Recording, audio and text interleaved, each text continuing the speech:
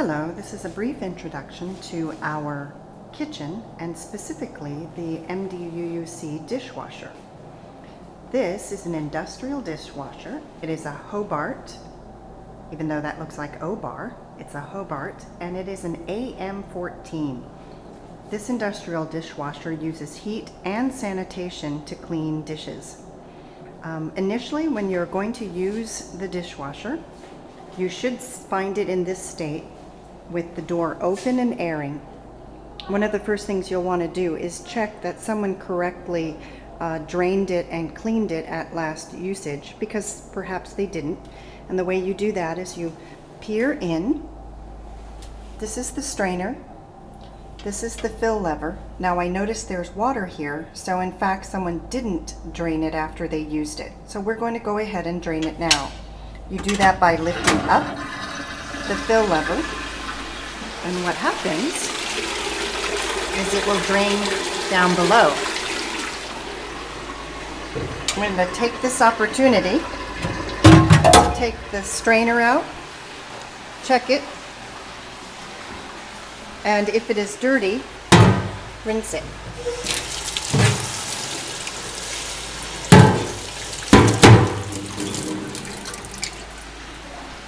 You should always check before you use the dishwasher. I return the strainer, and now that it has finished draining, I'm going to put the fill lever down, and this will allow it to fill. Come back out, close the door so that the dishwasher now looks like this. I'm going to come down to the control panel and turn it on. You do that by raising that big black switch, and it now says it's filling. It's going to fill the reservoir with clean water and heat it to about 150 degrees. You have to wait until it reaches about 150 degrees before you can use it. And sometimes that'll take up to 10-15 minutes. So in the meantime, let's talk about the trays. You'll find empty trays on top, and I've also set some out here.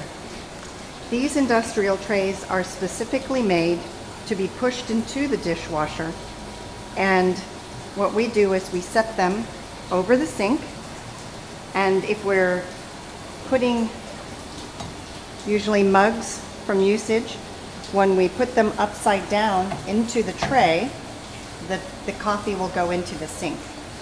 You always want to make sure there's no lipstick, because even though the Hobart AM-14 industrial sanitizer is pretty amazing, it can't get lipstick off, even 150 degrees.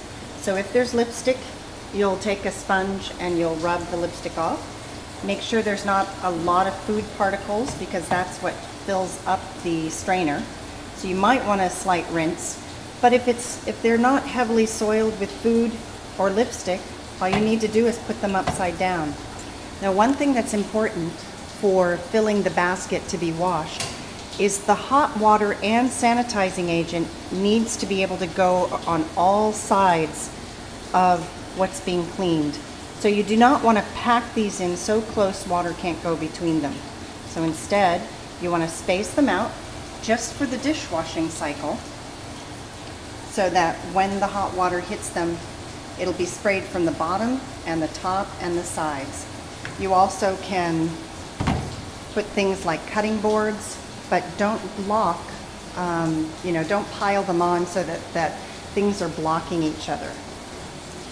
Once it's full, we drag our tray down so that it's ready to be pushed in. But we're still waiting for our Hobart to actually come up to 150 degrees.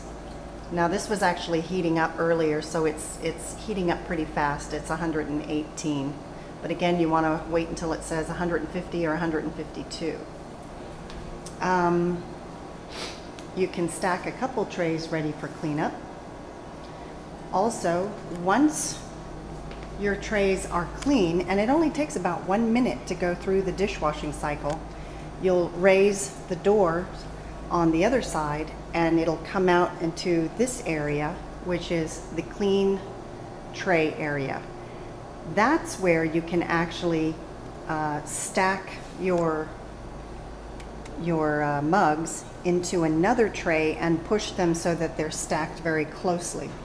So these didn't go through the dishwasher this packed. They actually went through the dishwasher spaced out, and then after they were cleaned, they were transferred to a tray and they were pushed together so that you could get as many as possible on our shelf.